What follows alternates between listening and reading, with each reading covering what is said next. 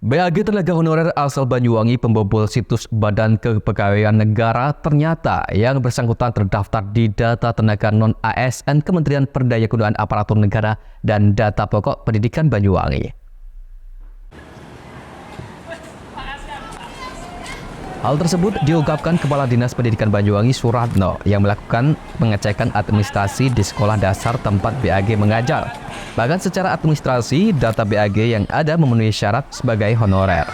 Menurut Suratno, BAG terdata sebagai pengajar pendidikan agama Islam di sekolah dasar tersebut sejak Juli 2021.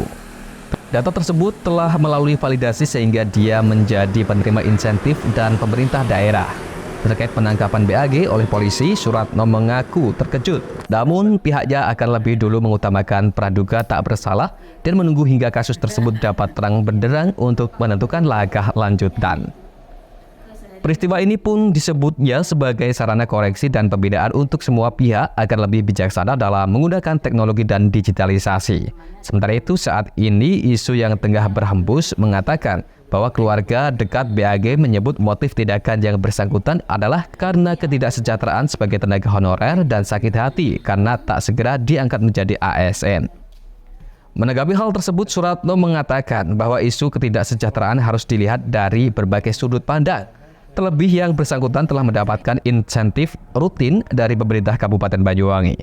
Sementara untuk penjenjangan, seluruh tahapan telah diatur dalam regulasi termasuk proses tes yang dilakukan melalui komputer assist test atau CAT yang digelar dengan sangat terbuka. Ya, kami sudah lakukan verifikasi, memang benar. Secara administrasi beliaunya adalah guru honorer di sini di Banyuwangi. Bagaimana kemudiannya tentu kami akan menunggu hasil. Nanti proses hukumnya setelah dijalani.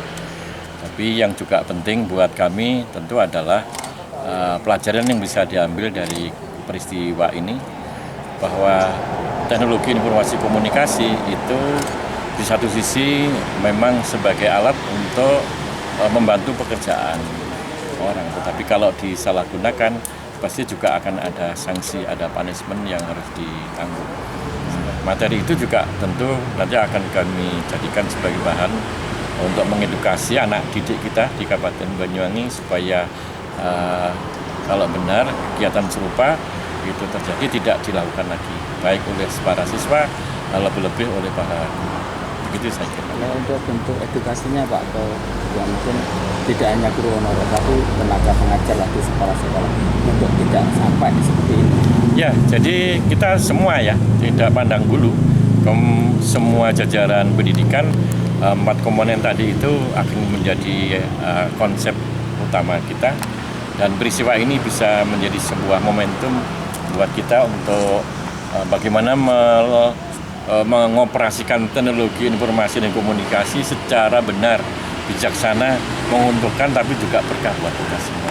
Tidak merugikan orang lain dan juga tidak melanggar regulasi atau aturan.